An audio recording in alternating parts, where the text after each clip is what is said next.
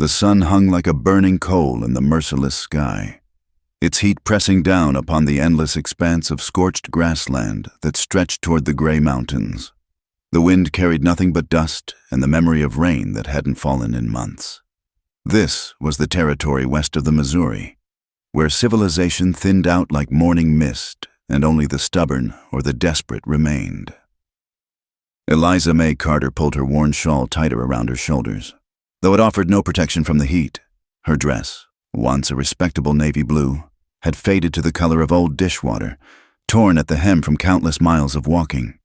She paused at the crest of a small rise, her breath coming in short gasps as she scanned the horizon behind her. Nothing moved in the shimmering heat except the occasional tumbleweed, but she knew they were back there somewhere.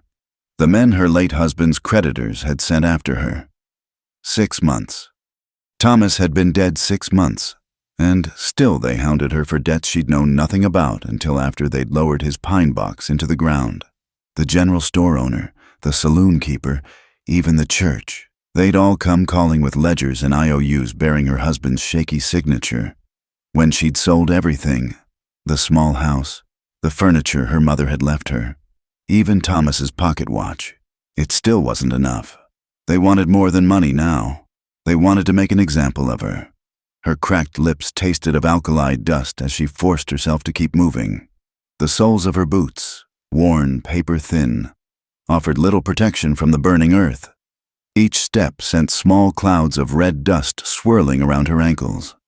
She'd left the last town, if you could call that collection of sun-baked buildings a town, 3 days ago, carrying only a canvas bag with the last of her provisions, a handful of hardtack, a nearly empty water skin, and the small derringer her father had given her on her wedding day. For protection, he'd said then, pressing the pearl-handled pistol into her palm. She'd laughed, thinking she'd never need such a thing in the civilized town of Silver Creek. But Silver Creek was far behind her now, along with any pretense of civilization. The land here was brutal in its honesty. It didn't care about a woman's tears or a widow's plight. It simply was. Vast and unforgiving. Beautiful in its terrible indifference, the buffalo grass, once green and lush, now crackled beneath her feet like old bones. In the distance, a line of cottonwoods marked what might be a creek, though whether it held water this late in the season was anyone's guess. Eliza had learned to read the signs of this harsh country in the weeks since she'd fled. The way hawks circled meant death somewhere below. The behavior of prairie dogs could warn of approaching storms, and the dust clouds on the horizon, those could mean wild horses, or buffalo, or men on horseback riding hard with collection notices and rope. She'd seen what they did to Ed Morrison's widow just 2 months past. The woman had tried to run too, loaded her children into a wagon and headed east. They'd brought her back, made her work in the saloon until she'd paid off every cent, serving drinks to the same men who'd seized her home. Eliza had watched from her window as they'd paraded the woman through town, and she'd known then that she'd rather die in the wilderness than suffer such humiliation. The sun was sliding toward the western mountains now, painting their granite faces the color of dried blood. She needed shelter for the night, somewhere defensible. Out here, the dangers multiplied after dark. Wolves, coyotes, and worse, men who'd lost whatever decency they'd once possessed, who prowled the frontier like predators seeking the weak and alone. A shallow ravine opened to her left, carved by some long-ago flood. Scrub oak and sage grew along its edges, offering at least the illusion of concealment. Eliza half climbed, half slid down the crumbling bank, her skirts catching on the thorny mesquite. At the bottom, she found a small overhang in the bank, just large enough to shelter one person. It would have to do. As darkness crept across the land like spilled ink, she huddled in her makeshift shelter, the derringer heavy in her lap. The temperature plummeted as it always did in the high desert, and she shivered despite the small fire she'd dared to build. The smoke might give away her position, but freezing to death seemed the more immediate threat. Somewhere in the darkness, a wolf howled, long and mournful. Others answered, their voices weaving together in a symphony that spoke of ancient freedoms and savage necessities. Eliza pulled her knees to her chest, making herself small. She thought of her sister back in Philadelphia, safe in her tidy row house with gas lamps and proper streets. Martha had written, begging her to come east after Thomas died. But the shame had been too great, the weight of failure too heavy. How could she arrive on her sister's doorstep like a beggar, bringing scandal and debt collectors to that respectable address? No, she'd chosen this instead, the vast anonymity of the frontier, where a woman might disappear entirely, might become someone new if she survived long enough. There were mining camps in the mountains. She'd heard rough places where no one asked too many questions. If she could reach one, perhaps she could work, cooking, washing, anything honest that would keep her free. The fire died to embers, and still she sat wakeful, watching the stars wheel overhead in their eternal dance. Out here, they seemed close enough to touch, so bright they cast shadows. She'd never seen stars like this in Silver Creek, where lamplight and wood smoke dimmed their glory. It was one small compensation for everything she'd lost. This glimpse of infinity, this reminder that her troubles were but a speck in the grand design. A rustling in the brush snapped her to attention. Her hand tightened on the derringer as she strained to see beyond the dying fire's glow. It came again, deliberate, too heavy for a rabbit or prairie dog. Her heart hammered against her ribs as she thumbed back the hammer. The click, abnormally loud in the stillness. "Easy there," a voice drawled from the darkness. "Just a traveler seeking the fire's warmth." But Eliza knew better than to trust voices in the night. She'd learned that lesson from Thomas, who'd smiled and promised while he gambled away their future in back rooms she'd never known existed. "Stay back," she called, surprised by the steadiness in her voice. "I'm armed and know how to use it." A low chuckle answered her. "I don't doubt it, ma'am. The desert teaches harsh lessons to those who don't learn quick." She kept the derringer trained on the darkness, though her hand trembled now from cold and fear. Somewhere above, an owl called, its voice like a lost soul seeking home. The wind picked up, driving sand against the ravine walls with a sound like whispered secrets. This was her life now, nights of vigilance, days of flight, the constant weight of being hunted. But as she sat there in her small shelter, weapon in hand, Eliza felt something she hadn't expected, a fierce, wild freedom. She was no longer the shopkeeper's wife, defined by her husband's failures. She was simply herself, alone under the vast sky, making choices that were entirely her own. The rustling faded as her mysterious visitor moved on, seeking easier prey, perhaps. Eliza kept watch until the eastern sky began to lighten, painting the world in shades of pearl and rose. Another night survived, another day to face. She rose stiffly, scattered the ashes of her fire, and prepared to walk again toward whatever fate awaited her in this beautiful, terrible land. The town of Dust Bowl Junction appeared on the horizon like a mirage, its weathered buildings huddled against the endless prairie, as if seeking protection from the vastness. Eliza paused at the outskirts, her hand reflexively checking the few coins left in her pocket. 3 days of walking had brought her here, to this collection of sun-bleached wood and broken dreams that passed for civilization in the territories. Main Street was little more than a wide dirt path, rutted from wagon wheels and baked hard as stone.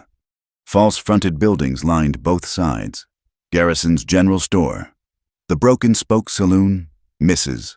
Pritchard's boarding house, and a handful of other establishments that seemed to lean on each other for support. Red dust coated everything like a second skin, giving the whole town a rusty, dried-blood appearance in the afternoon sun. Eliza straightened her shoulders and walked down the street, aware of the eyes that followed her progress. A woman alone was always cause for speculation, but a woman alone in torn clothes, covered in trail dust, was something else entirely. She could feel the weight of their judgment, see it in the way the proper ladies pulled their skirts aside as she passed. The general store seemed the safest option. She pushed open the door, a bell jangling overhead, and stepped into the relative coolness of the interior. The smell hit her immediately. Leather and tobacco, coffee and kerosene, the peculiar mixture that marked such establishments throughout the frontier. "Help you?" The voice belonged to a thin man with suspicious eyes who stood behind the counter like a guard at his post. His gaze took in her appearance in one swift sweep, and she saw his mouth tighten with disapproval. "I'm looking for work," Eliza said, lifting her chin. "I can read and write, do figures, I've run a household, know how to keep books." "Don't need any help," he cut her off. "Especially not from—" He paused, his eyes narrowing. "You're not from around here?" "No, sir. I'm from Silver Creek, but—" Silver Creek. A woman emerged from behind a shelf of canned goods, her face pinched with curiosity and something less pleasant. "Wasn't there some scandal there? A suicide?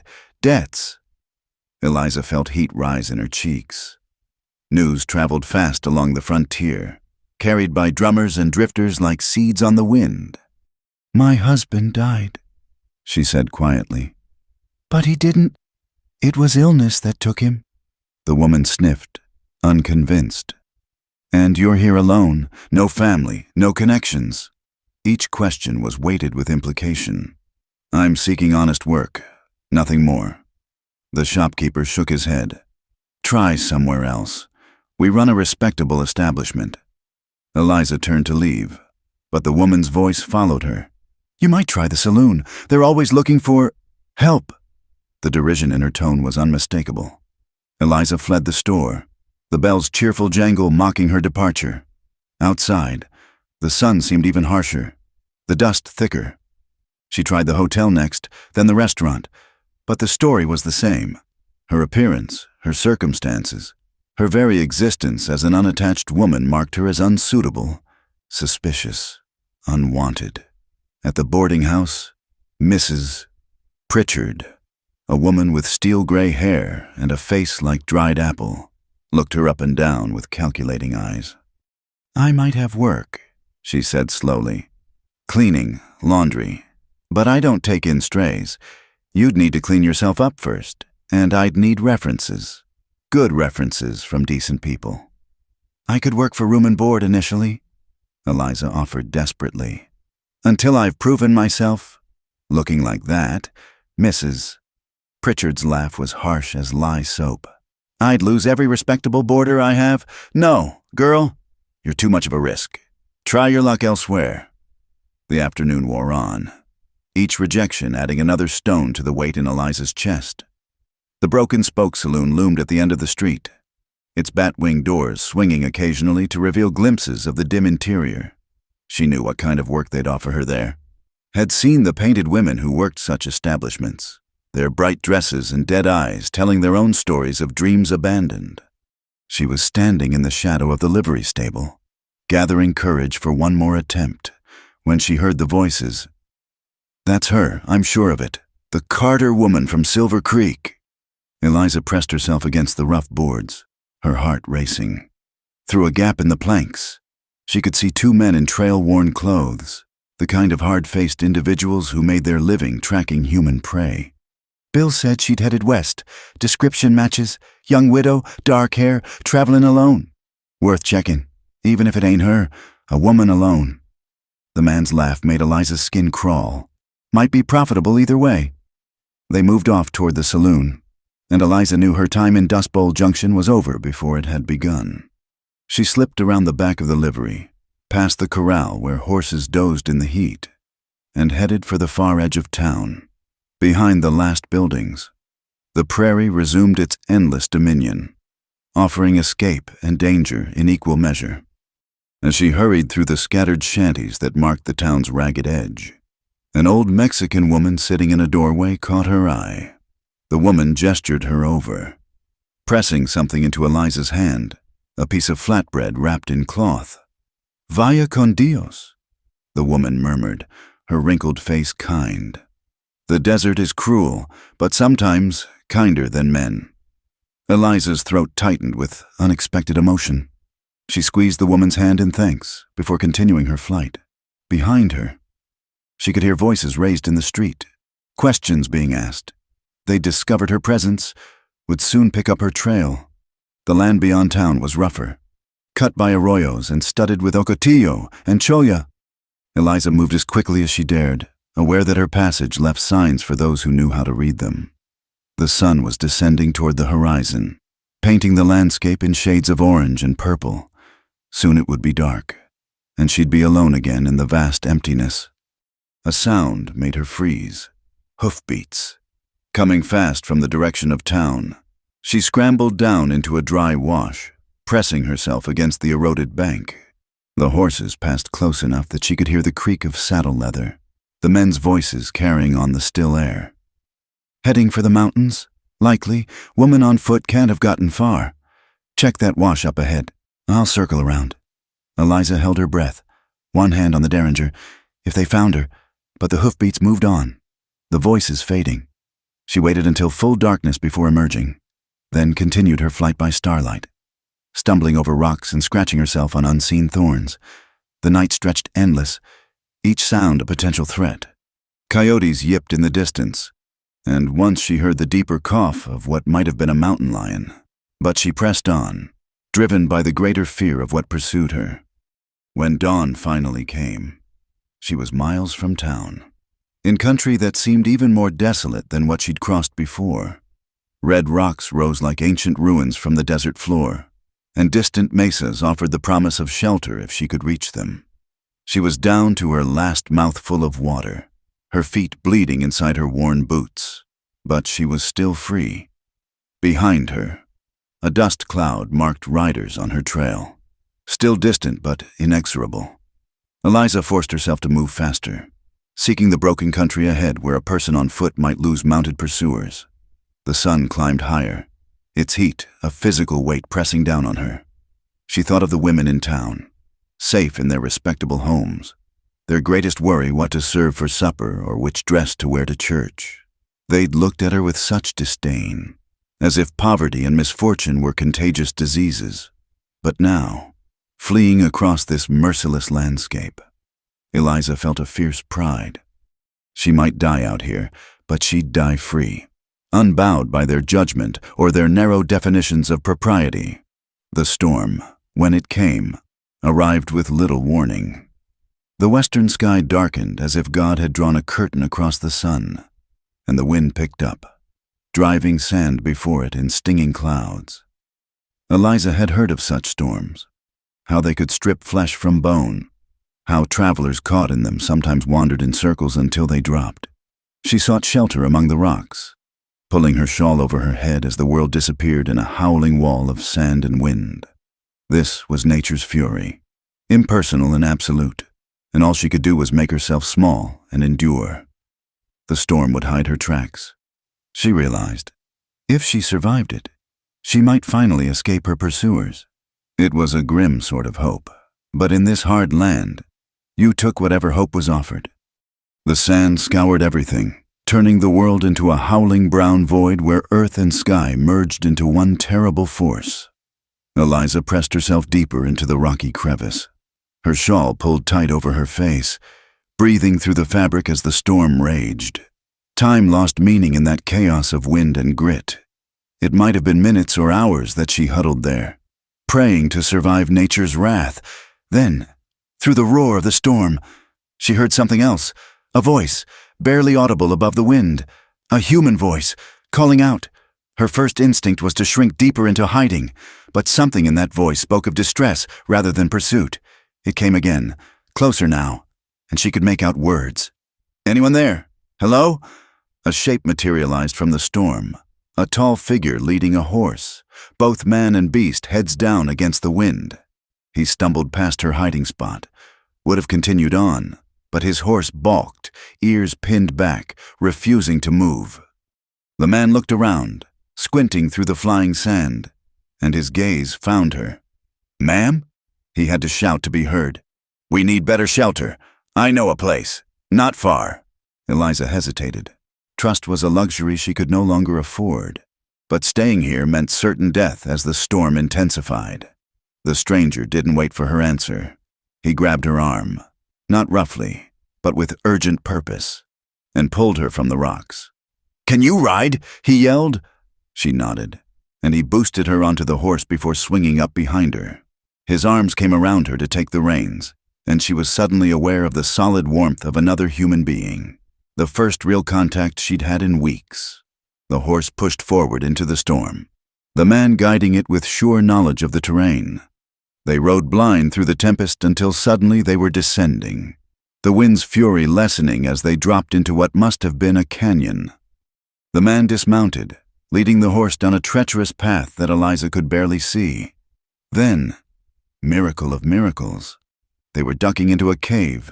No, a proper wooden structure built against the canyon wall. A shepherd's shelter or line shack. Inside. The blessed silence after the storm's rage made her ears ring.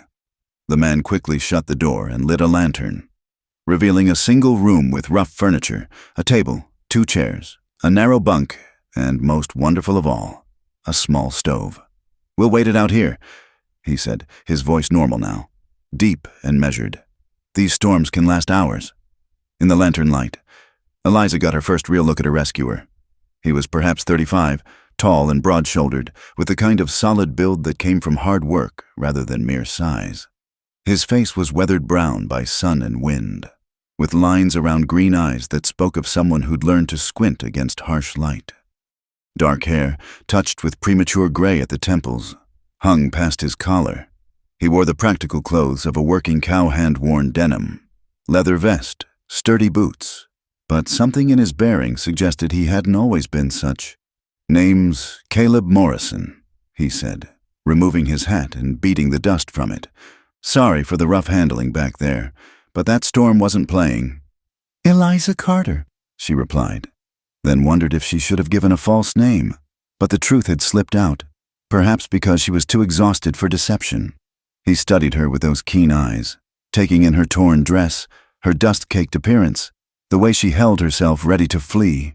"You're a long way from anywhere, Mrs. Carter." "I could say the same of you." A slight smile touched his lips. "Fair enough. I've got a small spread about 2 miles north. Was checking on some cattle when the storm hit." He moved to the stove, opening it to reveal wood already laid for a fire.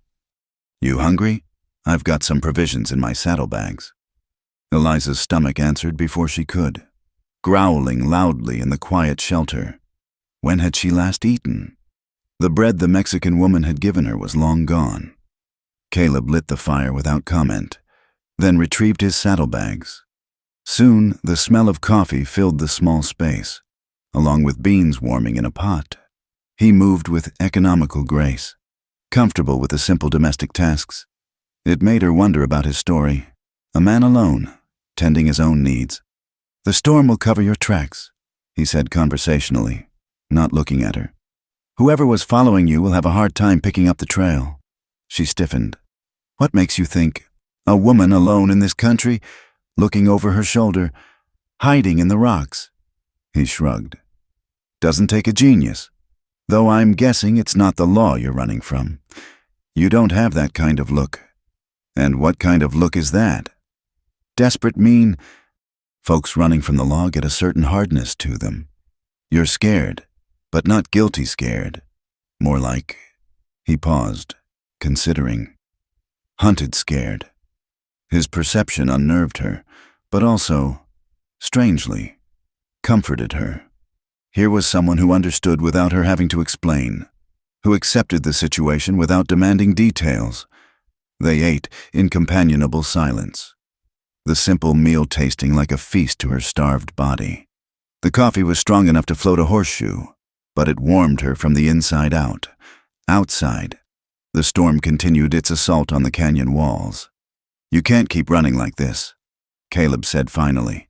"Not alone. This country will kill you sure as any bullet. I don't have much choice." "There's always choices. Maybe not good ones, but choices all the same." He refilled her coffee cup. "What kind of trouble are you in?" Eliza found herself telling him. Not everything, but enough. About Thomas's debts, the creditors who wanted to make an example of her, her flight from Silver Creek. He listened without interrupting, his expression giving away little. "So they want money you don't have," he summarized when she finished. "Or they want to use you to show others what happens to those who can't pay. Either way, you're right. Going back isn't an option."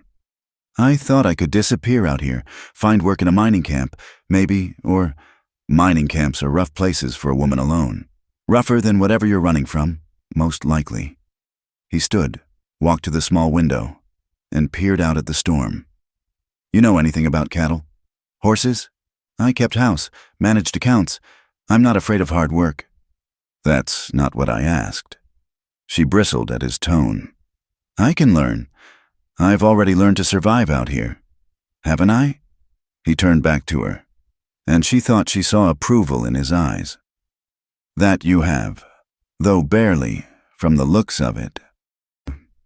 The lantern flickered, casting dancing shadows on the rough walls.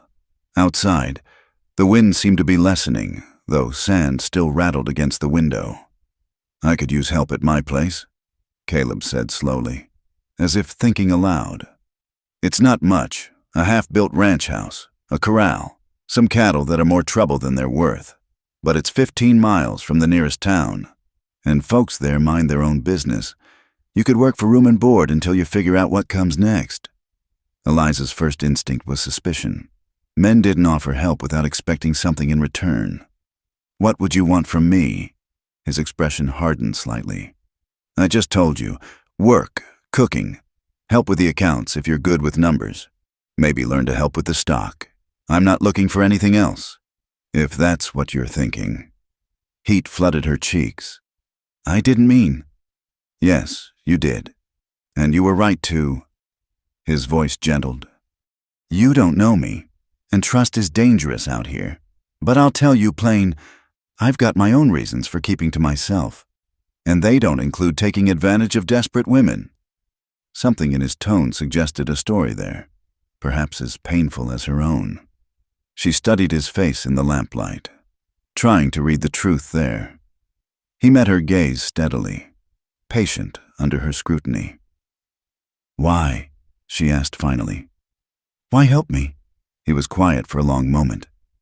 Maybe because I know what it's like to have the world turn against you. Maybe because I'm tired of eating my own cooking. Or maybe because when I saw you hiding in those rocks, ready to face down a sandstorm rather than go back to whatever was behind you, I saw something I recognized. What was that? Someone who'd rather die free than live caged. The words hung between them, heavy with meaning. Outside, the storm was definitely weakening, the howl diminishing to a moan. I don't even know you, Eliza said softly. No, you don't, but you knew those folks in town. And how'd that work out? He moved back to the table, sat down across from her. I'm not saying trust me. I'm saying consider your options. You can leave when the storm passes. Take your chances alone. Or you can come with me. Work honest work for honest shelter. And maybe buy yourself time to make a real plan. She thought of the riders hunting her, of the hostile faces in Dust Bowl Junction, of the endless miles of unforgiving country. Then she looked at this stranger who'd pulled her from the storm, who offered her coffee and straight talk instead of judgment or false promises. All right, she heard herself say, but I keep my gun, and I leave when I choose.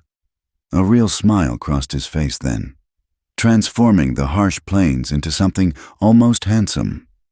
Wouldn't have it any other way. A person who gives up their gun out here is a fool, and I don't make deals with fools. The storm was breaking up, late afternoon light beginning to filter through the thinning dust. Soon they would leave this small shelter, and she would be trusting her life to another stranger's promises. But somehow, this felt different from all the other chances she'd taken. Maybe it was his matter-of-fact acceptance of her situation, or the way he'd offered help without making her beg for it. Or maybe she was just too tired to run anymore, at least for a while. The land emerged from the storm transformed, red earth now sculpted into new patterns by the wind's violent hand. They rode double on Caleb's bay gelding, picking their way carefully through arroyos filled with fresh sand drifts. Eliza had never ridden astride before. Propriety in Silver Creek demanded side saddle, but propriety seemed a distant concern now. She tried not to think about the solid presence at her back, the way Caleb's arms enclosed her as he handled the reins. That's Cathedral Rock, he said, pointing to a massive sandstone formation that rose from the desert floor like a Gothic spire. When you see that, you know you're in my territory. Not that I own it all, but my claim runs from there to those purple hills west." The landscape was different here. Still harsh, but with a raw beauty that caught at something in Eliza's chest. Mesas layered in shades of rust and gold caught the late afternoon light, while distant mountains wore shadows like royal purple cloaks. A hawk circled overhead, its cry piercing the clear air. "There," Caleb said, and she saw it, a cluster of buildings nestled in a valley where cottonwood suggested water. It wasn't much, a half-finished adobe house, a barn that had seen better days, a corral with a few horses, and what looked like the beginning of a second outbuilding. As they descended into the valley, Eliza felt her anxiety rise. She was putting herself in this stranger's power, miles from any help if she'd misjudged him. Her hand moved instinctively to the derringer in her pocket. "Your gun's your business," Caleb said quietly, apparently sensing her movement. "But you might want to know there's a loaded Winchester by the door, a Colt in the kitchen drawer, and another rifle in the barn. If I meant you harm, I wouldn't tell you where the weapons are." It was sound logic, though Eliza kept her hand near the derringer anyway. The ranch, if it could be called that, showed signs of hard work and harder dreams. The main house was well built as far as it went, with thick adobe walls and a proper roof, but only half finished. The completed portion included a main room with a fireplace, a kitchen area, and what looked like one bedroom beyond. Tools and building materials suggested ongoing construction. Caleb dismounted first, then helped her down. "It's not much," he said, a note of something like embarrassment in his voice. "Been working on it for 2 years now, but building alone is slow work." "You have no help?" "Had a partner when I started. He decided California gold was more promising than New Mexico cattle." There was more to that story. She sensed, but he didn't elaborate. Inside, the house was surprisingly neat for a bachelor's dwelling. The furniture was rough but well made, the floor swept clean, dishes washed and stacked on simple shelves. A rifle did indeed rest on pegs by the door, and the promised Colt was visible through a partially open drawer. "You can have the bedroom," Caleb said. "I'll bunk in here by the fire. There's a bar for the bedroom door if you want it." The matter-of-fact way he addressed her fears continued to surprise her. Most men would have been offended at the implication, or would have made elaborate protestations of their honor. Caleb simply acknowledged the reality of her situation. "I'll need to see to the stock," he continued.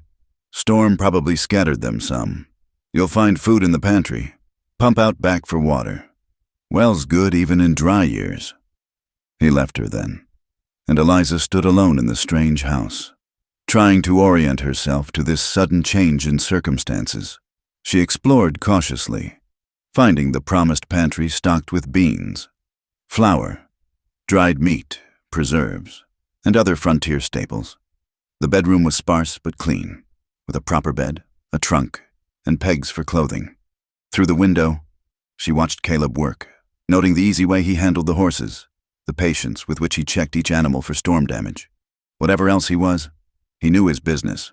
By the time he returned, she had water heating and was mixing biscuit dough, falling back on familiar tasks to steady her nerves. He paused in the doorway, seeming surprised. "You don't have to start tonight. You've been through enough." "I'd rather be doing something," she admitted. "Idle hands leave too much room for thinking." He nodded as if he understood that all too well.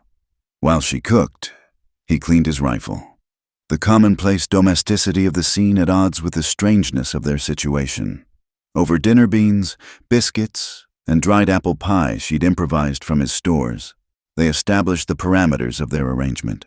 She would cook, keep house, help with whatever tasks she could learn. In return, shelter, food, and protection from pursuit. "Can you read and cipher?" he asked. "Yes, I kept the books for my husband's shop." The words brought a bitter taste. Those same books had hidden the debts that destroyed her life. "Good. I've been trying to keep track of the cattle, expenses, but paperwork's not my strong suit." Later, as darkness settled over the valley, they sat by the fire, the silence comfortable rather than awkward. Eliza found herself stealing glances at him, trying to piece together his story. His hands were calloused from work, but he held his coffee cup with an oddly refined grip. His speech shifted between educated and frontier casual, as if he, too, were playing a role he hadn't quite mastered. "You were a soldier," she said suddenly, surprising herself. He looked up sharply. "What makes you say that?" "The way you stand, how you checked the perimeter when we arrived, the systematic way you cleaned your rifle." A slow smile crossed his face. "Observant. Yes, I was cavalry. 5 years, mostly fighting Indians in Texas." The smile faded. "Not work I'm proud of now. Is that why you're here? Hiding from something you did?" "In a way." He stared into the fire. "More hiding from what I wouldn't do. Orders I couldn't follow. Men I couldn't become." He shook his head. "But that's old history." They prepared for sleep with a careful choreography of strangers sharing space. Eliza barred her door as he'd suggested, then lay awake listening to the unfamiliar sounds of the house settling, the distant howl of coyotes, the wind in the cottonwoods. Morning came with a symphony of new sounds, horses nickering, birds calling, the crow of a rooster she hadn't noticed the night before. When she emerged, Caleb had coffee ready and was frying bacon. "Thought I'd show you around today," he said. "If you're staying, you need to know the land, where water is, where to go if there's trouble." They spent the morning on horseback. He'd saddled a gentle mare for her, riding the boundaries of his claim. He showed her the spring that fed the creek, the box canyon where horses could be penned in emergency, the high ground with good sight lines in all directions. "Raiders come through sometimes," he explained. "Apache, mostly, though they've been quieter lately. Banditos from across the border. Regular outlaws, too. This country attracts people who don't want to be found." "Like us," Eliza said quietly. "Like us." He agreed. The days began to take on rhythm. Morning chores, afternoon work on the house or with the cattle, evenings by the fire. Eliza learned to ride properly, to tell a steer from a heifer, to read the weather in cloud formations. Her hands roughened, her skin darkened. Muscles appeared where softness had been. Caleb was a patient teacher, never mocking her ignorance or growing frustrated with her mistakes. In turn, she brought order to his haphazard bookkeeping, improved his basic meals, and created small comforts in the stark house curtains from old flour sacks, a rag rug by the hearth. One evening, as she worked on mending while he oiled leather tack, she realized she hadn't thought about Silver Creek all day. The realization brought both relief and a strange melancholy. "You never ask about before," she said. He looked up from his work. "Figure you'll tell me what you want me to know. Rest isn't my business." "Most people would be curious." "I'm not most people." He paused. "Are you asking me to ask?" She considered this. "Maybe I'm asking why you don't." "Because everybody's running from something out here. Some from the law, some from themselves, some from memories that won't let go. Asking questions just stirs up mud that's better left settled." "Is that what you're doing? Letting mud settle?" "Something like that." He returned to his work, but added, "Though having company helps, being alone with your thoughts too long makes them echo." It was the closest he'd come to expressing any feeling about her presence beyond practical appreciation for her work. Eliza felt an unexpected warmth at the admission. That night, she heard him moving restlessly in the main room, the floor creaking under his weight. She wondered what memories kept him wakeful, what echoes disturbed his peace.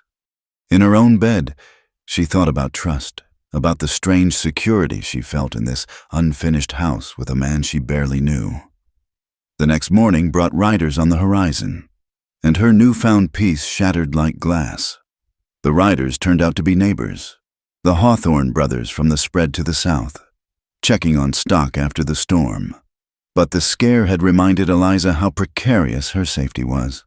She threw herself into work with renewed purpose, as if staying busy could keep danger at bay. Days melded into weeks as spring warmed toward summer. The half-built ranch began to feel less like a hiding place and more like something that might, impossibly, become home. She learned to milk the 2 dairy cows Caleb had acquired, to gather eggs from the temperamental hens, to spot a lame horse from across the corral. The house grew under their combined efforts. Caleb would frame new rooms while she chinked walls with adobe mud. Her dress kilted up scandalously. Sleeves rolled past her elbows. They worked in companionable silence mostly. But sometimes he would tell stories of his cavalry days, carefully edited. She sensed to leave out the worst parts.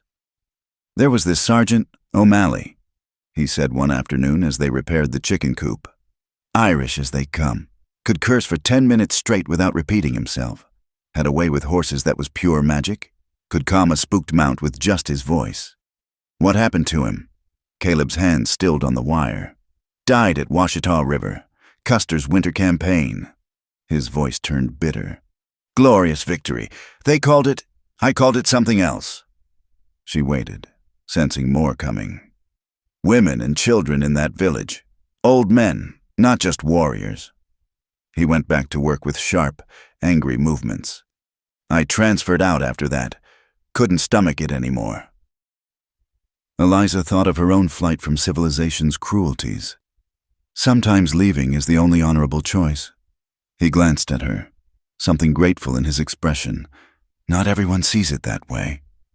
That evening, as they sat on the rough porch he'd built, watching sunset paint the mountains crimson, the moment came that she'd both dreaded and anticipated. The work was done for the day. Supper dishes washed, and in the quiet twilight, barriers seemed less solid. "I should heat some water," she said suddenly.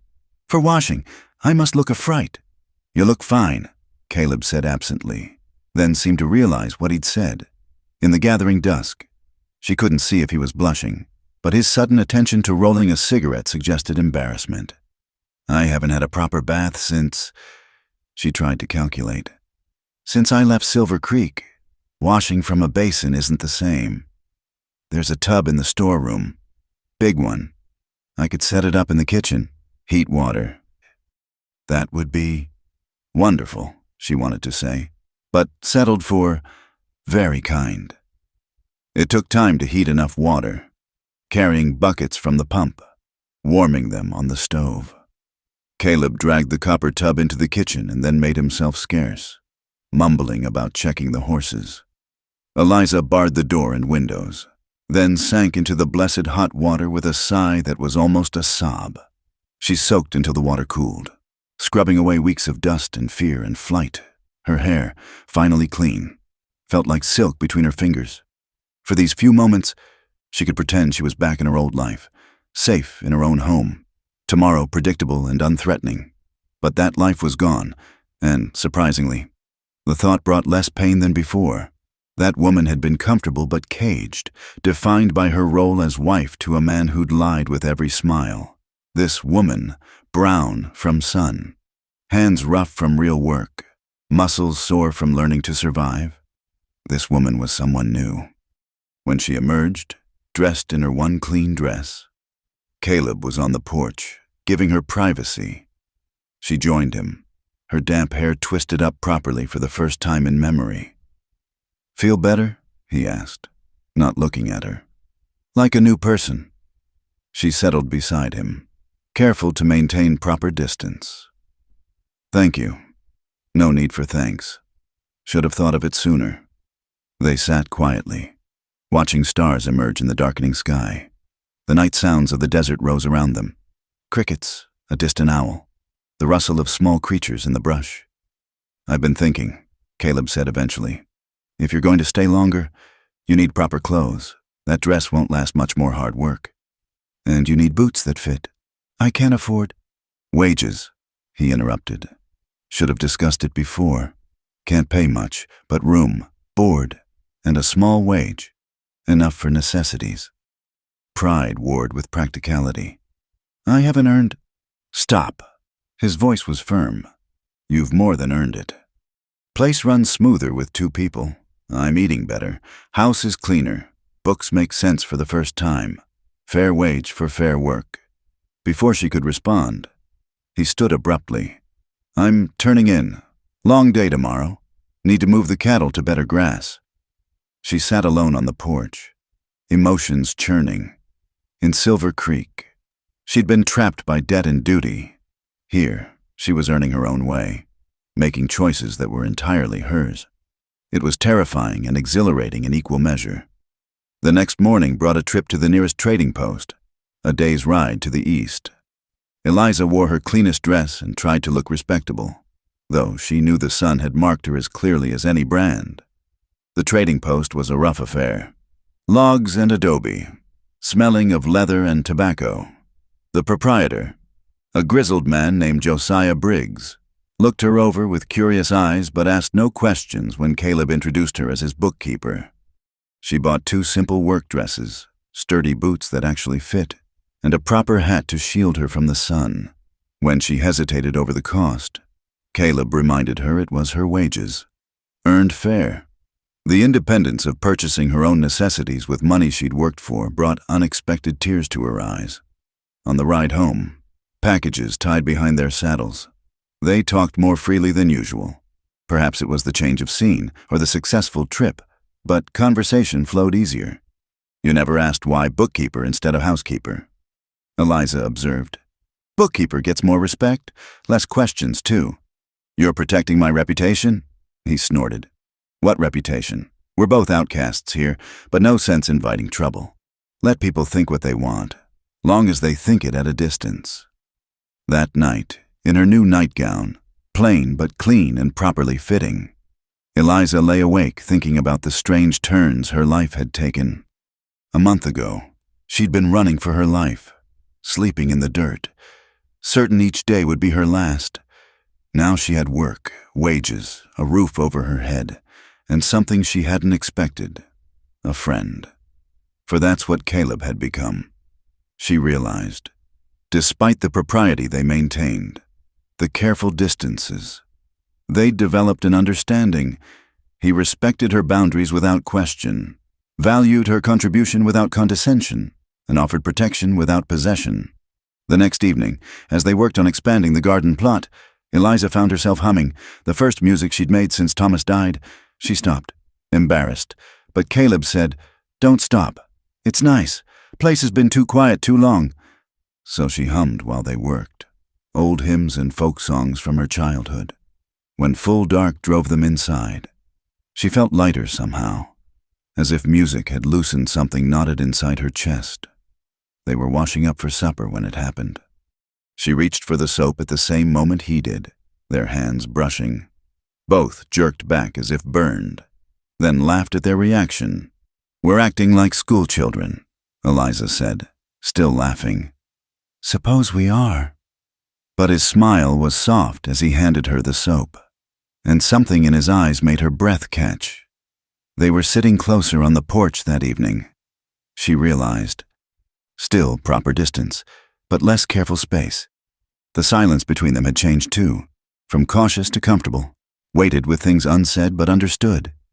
"I haven't bathed in months," she said suddenly, then gasped, appalled. "I don't know why I said that." Caleb turned to look at her, eyebrow raised. "You bathed yesterday." "No, I mean, before, on the trail, running. I must have looked like—" She couldn't finish. Mortification flooding through her, like someone surviving against all odds. He finished quietly. "Nothing shameful in that." "I was so filthy, like an animal." "You were alive. That's all that mattered." He paused, then added so softly she almost missed it. "Still all that matters." The weight of those words settled between them. Eliza felt her cheeks burn, grateful for the darkness that hid her expression. Something was shifting between them, slow as seasons turning, but just as inevitable. "Caleb," she began, not sure what she meant to say. "Time for sleep," he said, standing abruptly. "Long day tomorrow." But as he passed her chair, his hand briefly touched her shoulder, the first deliberate contact he'd initiated. The warmth of it stayed with her long after he'd gone inside. A promise or a question she wasn't yet ready to answer. The peace shattered on a blazing afternoon in late June. Eliza was hanging laundry when she saw the dust cloud on the eastern horizon. Too large for neighbors, too purposeful for drifters. Her blood turned to ice water as she counted the riders. 5 men, moving with the steady pace of hunters who knew their quarry was cornered. "Caleb," she called, her voice carefully level. He emerged from the barn, took one look at her face, then followed her gaze to the approaching riders. "Inside," he said quietly. "Get the Winchester from the bedroom and the ammunition from the high shelf." They had perhaps 10 minutes before the riders arrived. Eliza's hands shook as she gathered the weapons, her mind racing through possibilities. Had they tracked her here? How? She'd been so careful. Caleb was loading his Colt when she returned. "Could be nothing," he said, but his eyes said otherwise. "Could be they're just passing through." With 5 men riding in formation, Eliza positioned herself by the window, rifle ready. "They're bounty men, has to be." "Then we give them no reason to think you're here. You're my bookkeeper, been working for me 2 months. Your name is—" He paused, thinking, "Elizabeth Morrison." "My cousin from Kansas." "Morrison? Common enough name, and family explains why you're here without—" He gestured vaguely, unable to finish the thought about propriety.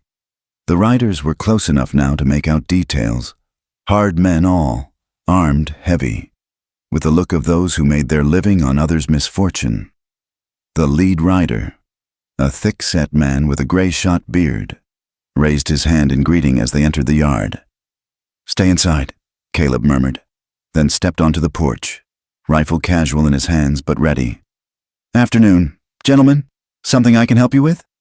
"Afternoon," the leader replied, his eyes scanning the property with professional interest. "Name's Jake Thornton. These are my associates. We're looking for someone might have passed this way." "Lot of people passed through. Anyone in particular?" Thornton reached into his vest, pulled out a folded paper. Even from inside, Eliza could see it was a wanted poster. Her wanted poster. Woman named Eliza Carter. Widow, about 25, dark hair, wanted for theft and fraud back in Silver Creek. "Theft and fraud?" Caleb's voice was mild. "Doesn't sound like widow trouble. Woman ran out on lawful debts. Took property weren't hers. Making an example needs to be made." Thornton's smile was cold. "There's $500 for information leading to her capture." "500?" Caleb whistled low. "Must be some serious debts." "Serious enough." Thornton's eyes never stopped moving, noting the improvements to the property, the woman's clothing on the line. "You seen anyone matching that description?" "Can't say I have, but then I keep to myself mostly." One of the other riders, younger with a mean cast to his features, spoke up. "That's woman's washing hanging there." "Good eye," Caleb said easily. "My cousin helps with the books and such. She's inside if you need to speak with her." Eliza's heart hammered as the men exchanged glances. If they insisted on seeing her. "Might be we should," Thornton said slowly. "Just to be thorough." Caleb shrugged. "Elizabeth, come on out. These gentlemen have some questions." She took a deep breath, set the rifle aside, and stepped onto the porch. The key was to be someone else entirely. Not the frightened widow who'd fled Silver Creek, but a competent woman with every right to be here. "Gentlemen," she said, nodding politely but not smiling. She kept her hands visible but relaxed, her posture confident. Thornton studied her carefully. "You're Morrison's cousin?" "Second cousin, actually, from Lawrence." She let a hint of Kansas flatness creep into her voice. "Is there some trouble? These men are looking for a woman ran out on debts." Caleb explained, showing her picture around. Thornton handed her the poster. Eliza forced herself to look at it with mild interest, though seeing her own name in print made her stomach churn. It was a poor likeness, thankfully drawn from memory by someone who'd barely known her. "She's pretty," Eliza observed, handing it back. "Though she looks frightened. What did she do?" "Like I said, ran out on lawful debts. Took property too." Thornton's eyes narrowed. "You been here long? Miss Morrison?" 2 months now. Came out after my father passed. Caleb offered me work." She met his gaze steadily. "Is this woman dangerous? Should we be concerned?" The younger rider laughed unpleasantly. "Not dangerous, just slippery. But we'll find her. Always do." "I'm sure you will." Eliza said. "Would you gentlemen care for some water? It's a hot day for riding." It was a calculated risk, but offering hospitality would be the natural thing to do. Thornton considered, then shook his head. "Appreciate it. Ma'am, but we need to keep moving. Trail's getting cold." He touched his hat. "Morrison, Miss Morrison, you see anyone matching that description? You send word to Silver Creek. $500 is considerable money." "That it is," Caleb agreed. "I'll keep my eyes open." The riders wheeled their horses, but the younger one looked back. "Funny thing, Miss Morrison, you favor that picture a mite, around the eyes." Eliza's blood froze, but she forced a laugh. "Do I? How unfortunate for me. I'd hate to be mistaken for a criminal." "Indeed," Thornton said, his voice thoughtful. "Well, good day to you both." They watched the riders leave, dust settling in their wake. Only when they were specks on the horizon did Eliza allow herself to breathe properly. "Inside," Caleb said tersely. "In the house." Reaction hit her. She sank into a chair, shaking. "They know. That young one suspects. At least, maybe." Caleb paced the room like a caged cat. "But suspicion isn't proof, and they're bounty hunters, not law. They need you alive and identifiable to collect. They'll be back. Probably." He stopped pacing, looked at her intently. "Question is, what do you want to do about it?" "I should leave. Tonight. Lead them away from here.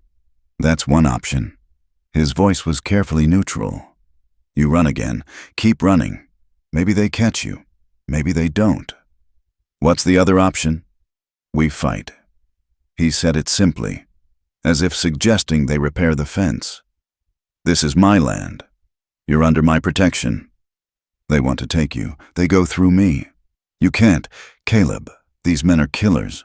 I won't have your blood on my conscience. And I won't have yours on mine." He pulled out a chair, sat across from her. "Eliza, and I know that's your real name. Known it for weeks. You think I pulled you from that storm just to hand you over to men like that? This isn't your fight, isn't it?" His green eyes held hers. "I told you I left the cavalry because of orders I wouldn't follow. You know what those orders were? To return escaped slaves to their owners, to drag women and children from their homes, to be the instrument of someone else's cruelty." He leaned forward. "I failed those people then. I won't fail you now." Tears burned her eyes. "It's not the same, isn't it? You're running from men who want to own you, use you, make an example of you. Only difference is the legal papers they carry." A sound outside made them both freeze, horses returning. Caleb moved to the window, then relaxed slightly. "It's the Hawthorne boys, coming fast." The brothers pulled up in a cloud of dust, faces grim. "Morrison, the elder, Samuel, called. Those riders stop here?" "They did. Why?" "They're making camp about 5 miles east. Sent their Mexican tracker circling back on foot. Pablo spotted him. Came to warn us." Caleb cursed under his breath. "They're watching the place. Looks like. Want some help running them off?" "No." Caleb's voice was firm. "This is my problem. But I appreciate the warning." Samuel looked like he wanted to argue, but his brother touched his arm. "Your business, Morrison. But if shooting starts, we'll hear it, and we'll come." After they left, Caleb began preparing with military efficiency. Weapons cleaned and loaded, ammunition distributed, sightlines checked. Eliza helped, her fear crystallizing into determination. "They'll wait for dark," Caleb said. "Try to catch us sleeping, or they'll attempt to separate us. Get you alone." As the sun set, painting the sky in shades of blood and gold, they took positions. Caleb at the front window, Eliza covering the back. The house, built with defense in mind, offered good coverage. "I'm sorry," Eliza whispered in the gathering darkness, "for bringing this to your door." "Don't," came his reply. "I made my choice the day I brought you here. Don't insult me by apologizing for it." Night fell like a curtain. Every sound became suspicious. Was that the wind? Or footsteps? An animal? Or a man moving through brush? Eliza's hands cramped from gripping the rifle. Her eyes strained from peering into darkness. Then, just as the moon rose, it began. The first shot shattered the kitchen window, spraying glass across the floor. Eliza dropped flat, her training over these past weeks taking over.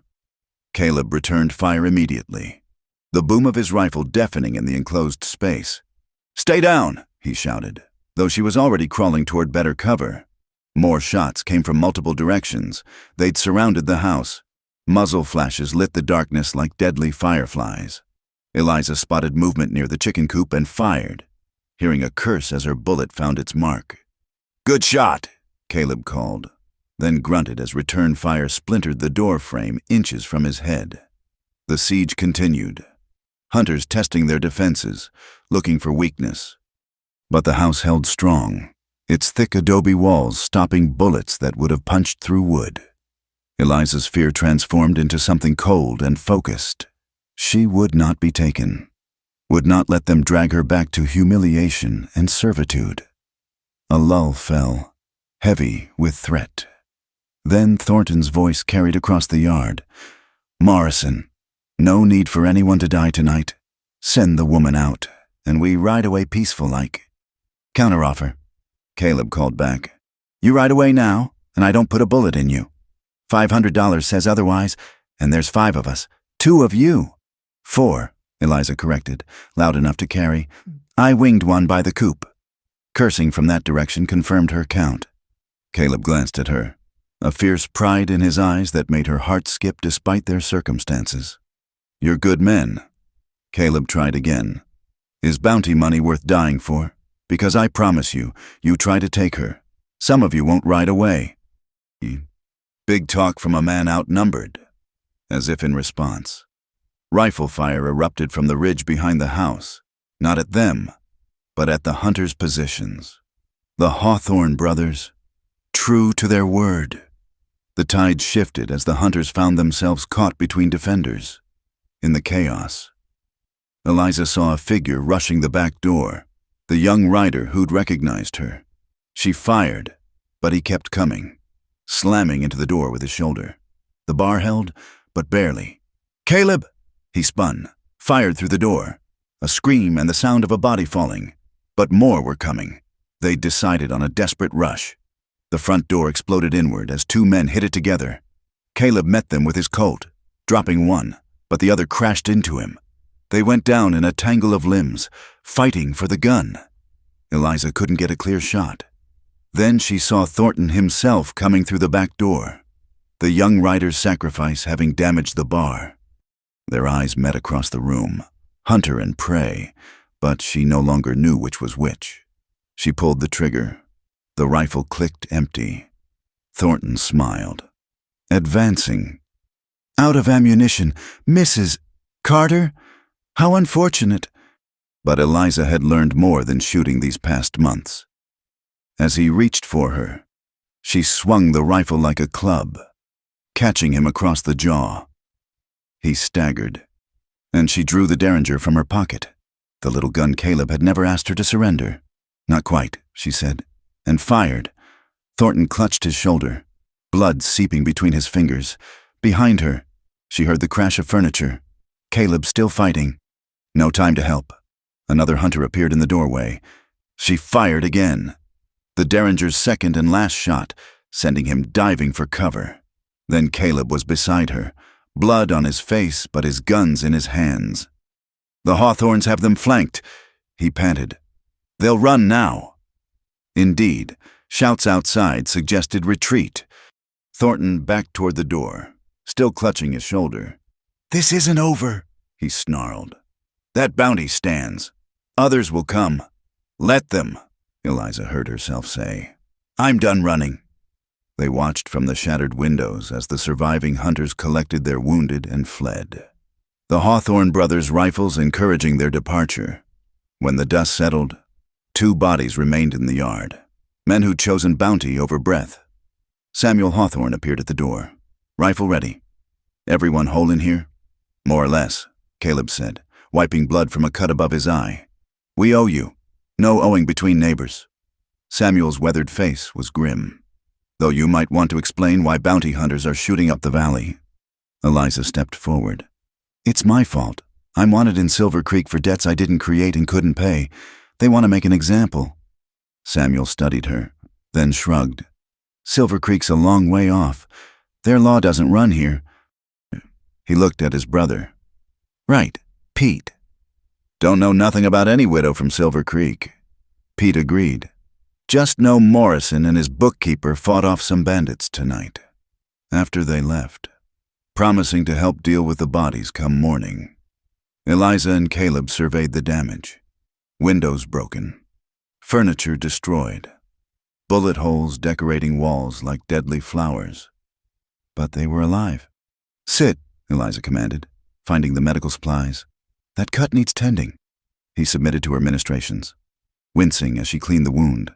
This close, she could see the exhaustion in his eyes, the weight of violence, even in victory. "I'm sorry," she began.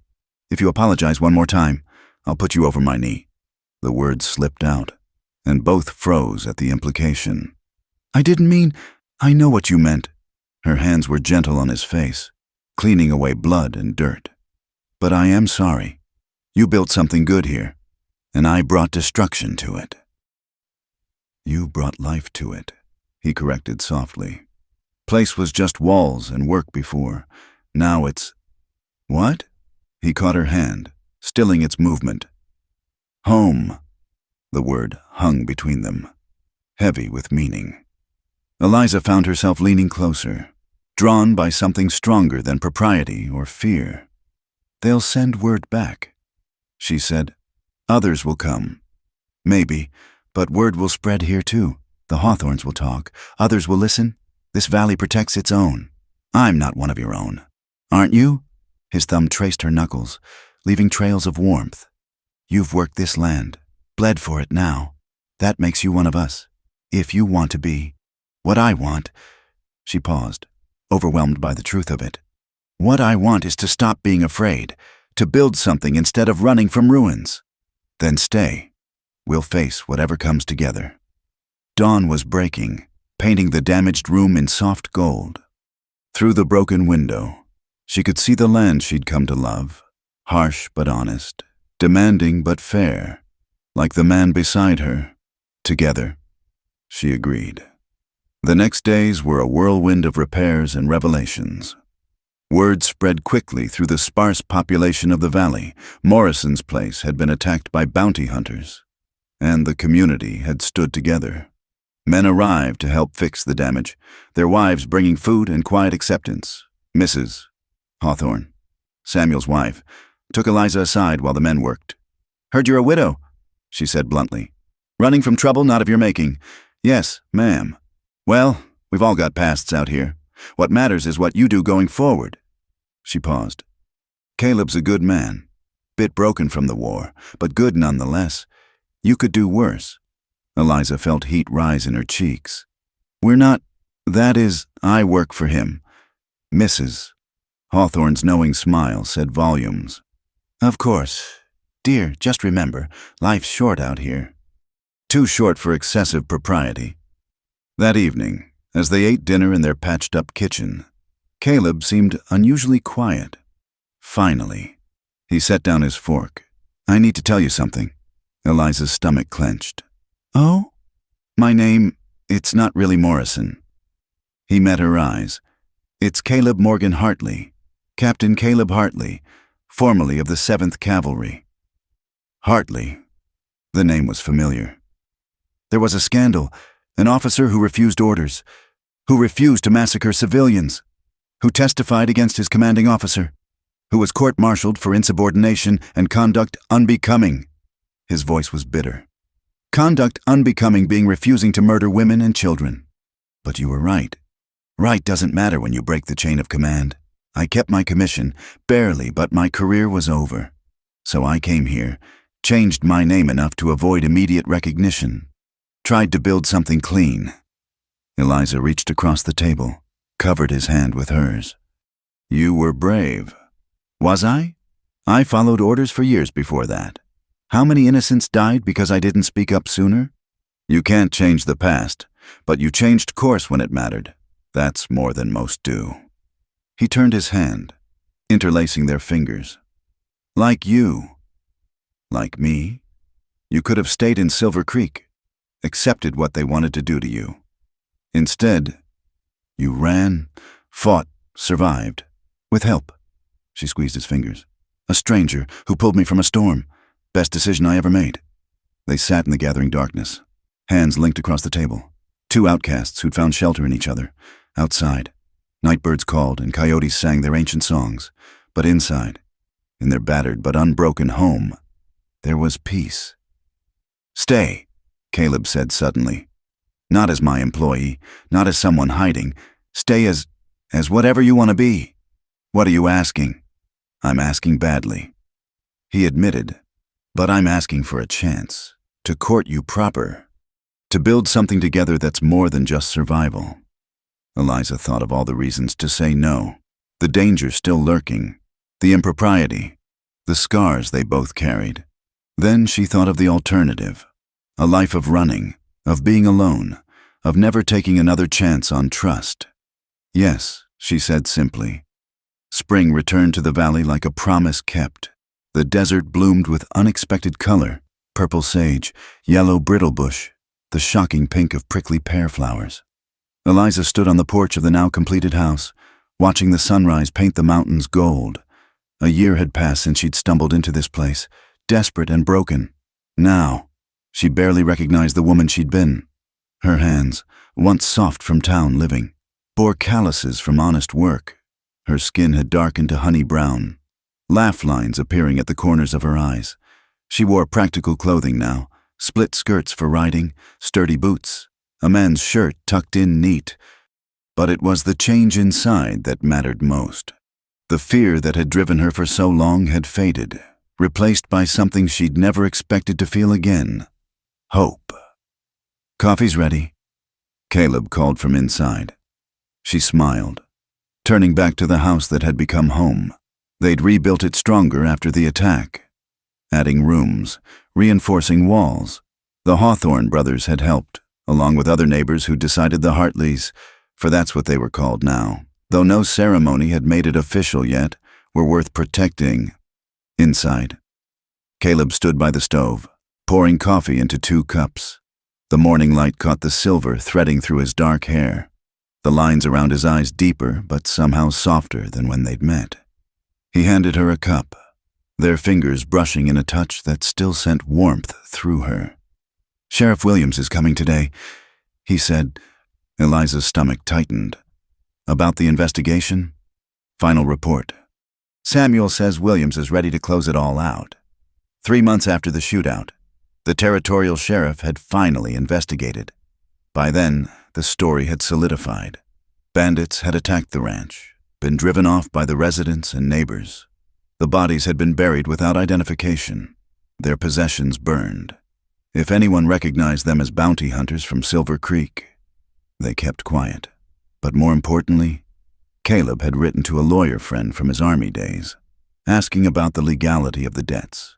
The response had been illuminating without her signature, without her knowledge. Most of Thomas's debts couldn't legally transfer to her.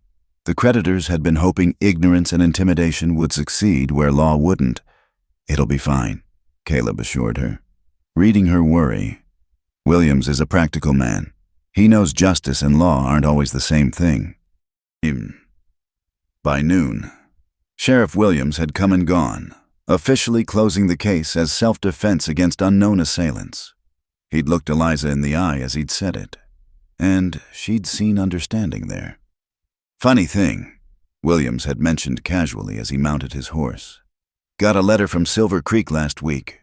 Seems some creditors there got into trouble for fraudulent claims, trying to collect debts that weren't legal. Made me think, anyone running from that kind of false claim wouldn't really be running from the law, would they? After he left, Eliza felt the last chain of her old life fall away. She was truly free.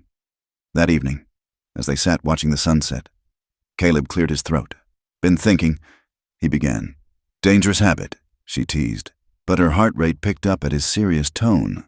We've been dancing around this for months now. He turned to face her fully. I told you I wanted to court you proper, but truth is, we've been living as partners already.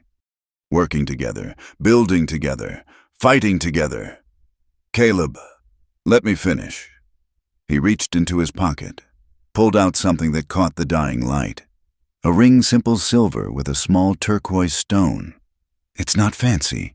Had the Navajo silversmith make it, but I hoped. Yes, Eliza said before he could fumble further. Whatever you're asking, yes, he laughed, sudden and bright. You don't even know what I'm asking. Don't I? She took the ring, sliding it onto her finger where it fit perfectly.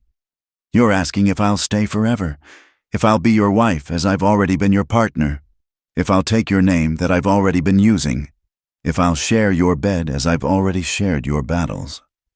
When you put it like that, seems I'm offering you nothing new. You're offering me everything. She moved closer, until she could feel his warmth. A future without fear. A partner who sees me as I am, not as society says I should be. A love built on truth and tested by fire. He kissed her then, there on the porch where so many careful distances had been maintained. It was a kiss that tasted of coffee and promises, of desert dust and coming home. When they parted, both breathing hard, he laughed against her lips.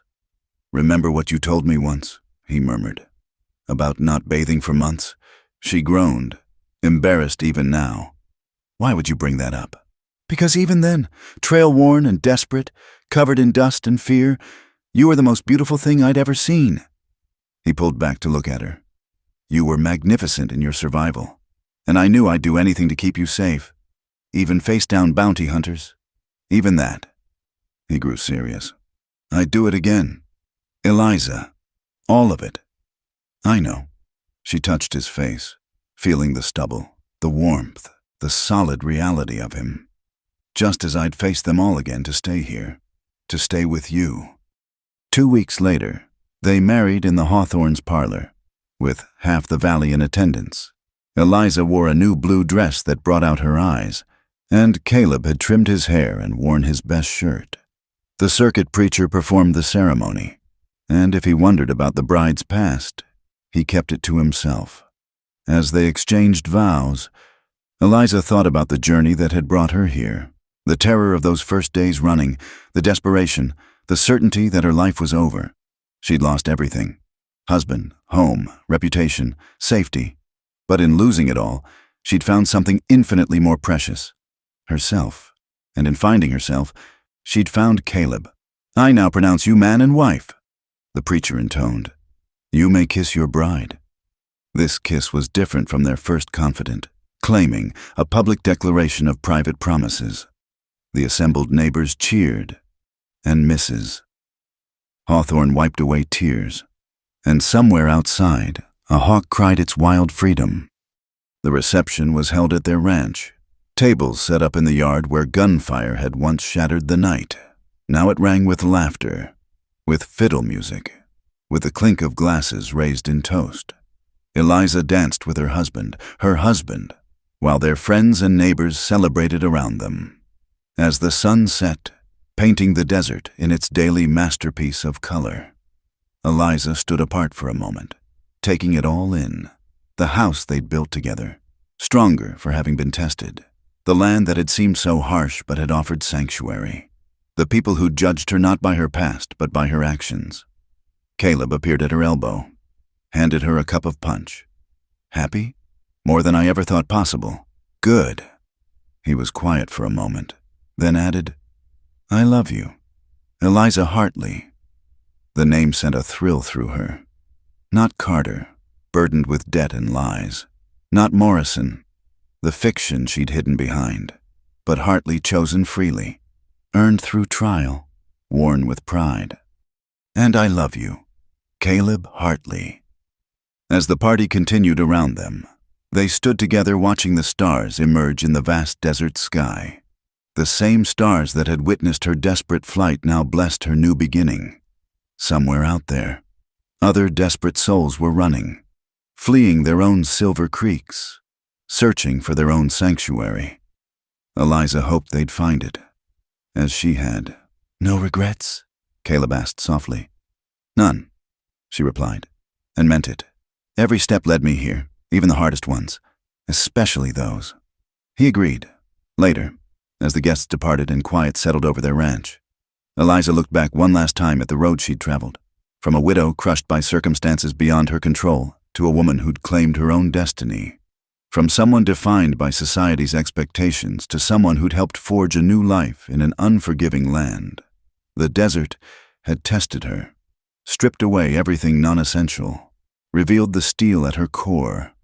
And in that revelation, she'd found not just survival but love, not just escape but home, not just a hiding place but a life worth living. As she turned to follow her husband into their house, their home, a coyote called in the distance, wild and free. Eliza smiled. She understood that call now, that fierce independence, that refusal to be tamed. But she also understood something the coyote perhaps didn't, that true freedom sometimes meant choosing to stay, choosing to build, choosing to love despite the risks. The door closed behind them, shutting out the night but not the stars. And in the high desert of New Mexico territory, two souls who'd been broken by the world had found in each other the strength to build something new, something lasting, something worth defending. The desert, in its harsh wisdom, had given them its greatest gift, a second chance. Thank you so much for listening to this Wild West love story.